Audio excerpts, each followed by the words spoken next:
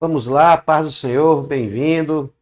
Vamos iniciar aí mais uma matéria, né? Mais uma aula aí da nossa capelania bíblica, nosso curso básico de capelania, e eu desejo que você tenha total aproveito aí das nossas aulas, tá bom? Na aula passada nós falamos então sobre a base da capelania, né? Nós falamos acerca do amor, né? Falamos da característica, o capelão, esse atendimento religioso, você prestando esse atendimento, sendo como sal da terra e luz do mundo, tendo que influenciar aquele que precisa e não sendo influenciado. E falamos também aí um pouco acerca do amor, que é a base da capelania. Agora nós vamos falar nesta videoaula, nessa próxima aula, seguindo aí o nosso ensino, o nosso curso, o nosso aprendizado dentro desta área de atendimento religioso. Nós ainda estamos falando da capelania assistencial, que é essa assistência que você vai ceder àquele que precisa. Então nós vamos continuar falando e nós vamos aí para nosso material didático na página 7, onde nós falamos acerca de que aquele que ama Deus, aquele que quer realizar esse atendimento religioso, que quer prestar essa assistência, você tem que ter amor, claro, mas você tem que amar ao próximo, você tem que saber quem é o próximo que necessita de tal ajuda, né? Nós já falamos que o capelão ele tem que conhecer o ambiente, tem que sondar o ambiente, ter ética na sua apresentação, na sua visitação ou na sua assistência, saber e conhecer as situações que estão ao seu redor, para que ele possa prestar então um bom atendimento e que o nome do Senhor possa ser exaltado pela dinâmica desse atendimento religioso aí, tá bom? Então nós vamos ver aqui que quem iniciou aí, biblicamente, nós vemos que Deus, ao olhar para a humanidade, viu uma humanidade doente, viu uma humanidade carente. Deus, olhando do céu, viu homens que estavam enfermos, necessitando de uma ajuda, de um auxílio. E o nosso Deus, desde o Primeiro Testamento, né, da Tanakh, ali que nós temos a Tanakh, essa coleção de livros, os 39 livros do Antigo Testamento, nós falamos Antigo Testamento, porém não existe Antigo Testamento porque a palavra de Deus não fica antiga, né? Temos aí a primeira aliança, que os judeus chamam de Tanakh, que são os livros que nós temos na nossa Bíblia, na nossa coletânea de livros inspirados e canonizados. Então nós temos aí também como Antigo Testamento. Porém, não é bom chamarmos de Antigo Testamento. Mas vamos lá. Então nós temos aí um Deus que vai se revelando à humanidade. Deus ele quer curar a humanidade. O pecado adentrou a humanidade. E Deus então quer curar, restaurar, restabelecer aí então a sua presença, a sua glória, o seu amor. Quer trazer para o homem de volta o direito às bases do reino de Deus. Então, quando o capelão, quando você está dando essa assistência religiosa, você tem que ter em mente que você está cumprindo com o ID de Jesus, né? Você está cumprindo com um desejo de Deus, que é restaurar o homem, curar o homem, né? Trazer o equilíbrio espiritual para aquele que às vezes está desesperado, aquele que está atônito. Então nós vemos isso quando Deus percebeu que o ser humano, a humanidade, necessitava então de uma assistência religiosa.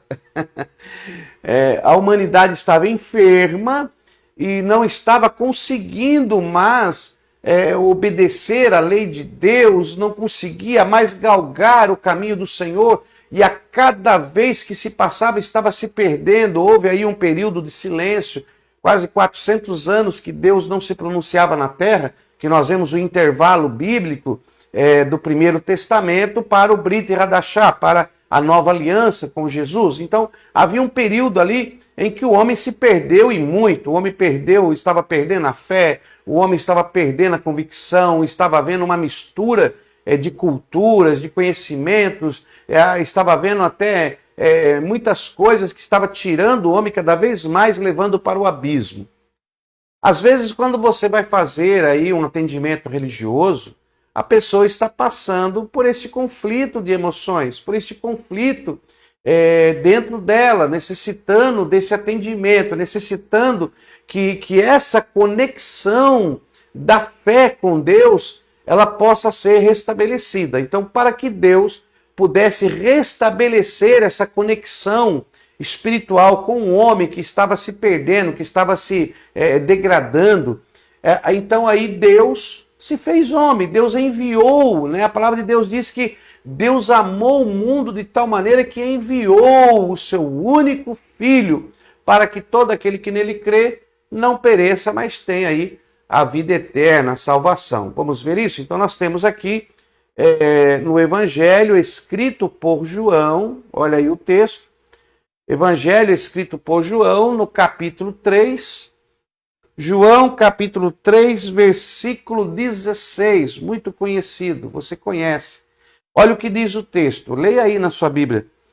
Assim, porque Deus amou o mundo de tal maneira que deu seu Filho unigênito para que todo aquele que nele crê não pereça, mas tenha a vida eterna.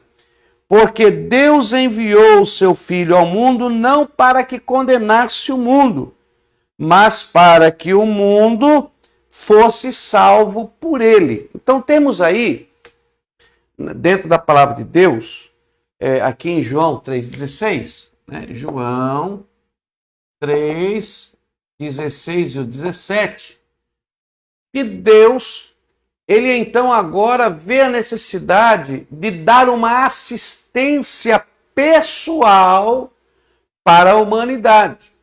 Então ele envia o seu único filho, o seu filho unigênito, envia aí, por que ele enviou o seu filho? Porque ele amou, porque Deus amou o mundo de tal maneira que deu, olha o que diz o texto, porque Deus amou o mundo de tal maneira que deu seu Filho unigênito para que todo aquele que nele crê não pereça, mas tenha a vida eterna.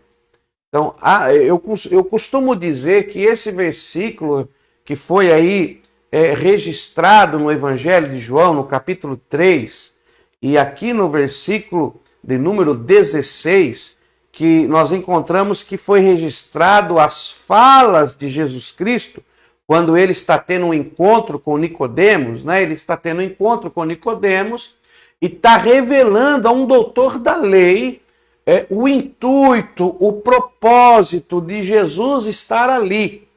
Então ali nós encontramos alguns princípios, Temos ali o princípio da oferta, temos ali o princípio de doação, o princípio do amor, o princípio da compaixão. Olha aí, porque Deus amou ao mundo. Quando se fala aí o mundo, algumas vezes a palavra mundo na Bíblia está se referindo a bens materiais. Mas quando nós falamos o mundo, não estamos falando do sistema, Às vezes a palavra mundo, dependendo do seu contexto, ela tem interpretações diferentes. Existe um mundo que traz uma interpretação do sistema do mundo, Esse sistema de organização, esse sistema organizacional que às vezes não tem nada a ver com o sistema organizacional de Deus, o sistema organizacional celestial. Então aí o mundo se trata de um sistema, de um modus operandi, de um sistema organizacional. Mas aqui, nesta palavra, Deus amou o mundo. Esse mundo está se referindo a pessoas, está se referindo à humanidade como pessoas, como criaturas feitas pela mão de Deus, Então está se referindo aos homens, às mulheres, aos humanos existentes na realidade. Então esse mundo aí, porque Deus amou o mundo de tal maneira. Então, porque